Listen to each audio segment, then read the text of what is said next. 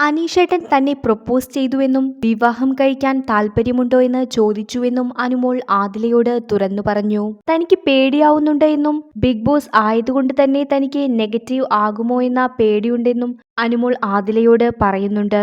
ഇതോടുകൂടി പട്ട ഗേൾസ് പ്രശ്നം തീർന്നുവെന്ന് തന്നെ നമുക്ക് കരുതാം. ഇനി എന്ത് ചെയ്യും താനെന്ന് അനുമോൾ ആദിലയോട് ചോദിക്കുമ്പോൾ ഇഷ്ടമില്ലെങ്കിൽ നിനക്കത് പറഞ്ഞുകൂടെയെന്ന് ആദില അനുമോളോട് പറയുന്നു. എന്തിനാണ് വെറുതെ ഒരാൾക്ക് പ്രതീക്ഷ കൊടുക്കുന്നത് എന്നും ആദില ചോദിക്കുന്നുണ്ട്. ഒരു ചേട്ടനെ പോലെയാണ് അനുമോൾ അനീഷേട്ടനെ കണ്ടിരിക്കുന്നത്. തന്നോട് പെരുമാറുന്നത് ഇത് മനസ്സിൽ വെച്ചാണെന്ന് ഇപ്പോഴാണ് തനിക്ക് മനസ്സിലായതെന്നും അനുമോൾ പറഞ്ഞു. ആദിലയോടും നൂറയോടും വഴക്കിട്ടപ്പോൾ അനുമോൾ ഏറ്റവും കൂടുതൽ അടുത്തത് അനീഷുമായിട്ടായിരുന്നു. എന്നാൽ അത് ഇങ്ങനെയാവുമെന്ന് അനുമോൾ പ്രതീക്ഷിച്ചില്ല. തനിക്ക് ഭക്ഷണം കൊണ്ടുതരികയും പാൽ കുടിച്ചാൽ ഗ്ലാസ് കഴുകി വെക്കാൻ തരൂവെന്ന് ആവശ്യപ്പെടുകയും ചെയ്യുന്നത് എണ്ണി എണ്ണി അനുമോൾ ആദിലയോട് പറഞ്ഞു. എന്നാൽ അനുമോൾക്ക് ഈ വിഷയത്തെ എങ്ങനെ ഹാൻഡിൽ ചെയ്യണമെന്ന് മനസ്സിലാവുന്നില്ല.